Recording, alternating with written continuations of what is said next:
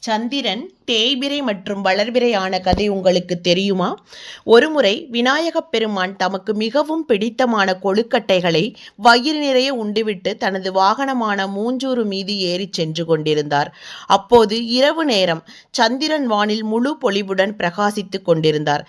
விநாயகர் சென்றபோது வழியில் ஒரு பாம்பு குறுக்கே வந்தது. அதை கண்டு பயந்த மூஞ்சூறு சட்டென்று நகர நிலை தடுமாறிய விநாயகர் கீழே விழுந்தார். அவர் வயிறு நிறைய உண்டிருந்ததால் கீழே விழுந்த வேகத்தில் அவரது வயிறு வெடித்து உள்ளிருந்த மோதகங்கள் சிதறின.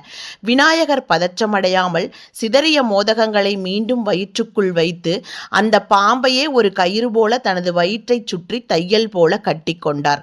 வானிலிருந்து இதை பார்த்து கொண்டிருந்த சந்திரன் விநாயகரின் உருவத்தையும் அவர் கீழே விழுந்ததையும் கண்டு பலமாக சிரித்தார். அழகில் சிறந்தவன் என்ற கர்வம் சந்திரனுக்கு இருந்ததால் யானை முகமும் தொந்தி வயிறும் கொண்ட ஒரு கடவுள் இப்படி தடுமாறுகிறாரே என்று ஏளனமாக எள்ளின் நகையாடினார். தன் உருவத்தைக் கண்டு கேலி செய்த சந்திரனின் கர்வத்தை அடக்க விரும்பிய விநாயகர் கோபமடைந்தார். அவர் சந்திரனை நோக்கி, உன் அழகை கண்டுதானே நீ இவ்வளவு கர்வம் கொள்கிறாய்? இனி உன் அழகு மங்கட்டும். உன்னை பார்ப்பவர்கள் பழிச்சொல்லுக்கு ஆளாவார்கள். உன்னை பார்ப்பவர்களுக்கு கெட்ட பெயரும் சங்கடங்களும் வந்து சேரும் என்று சாபமிட்டார். சாபம் பெற்ற சந்திரன் உடனடியாக தன் தவறை உணர்ந்து ஒளியை இழந்து இருளில் மூழ்கினார். தேவர்களும் சந்திரனும் சேர்ந்து விநாயகரிடம் மன்னிப்பு கேட்டனர்.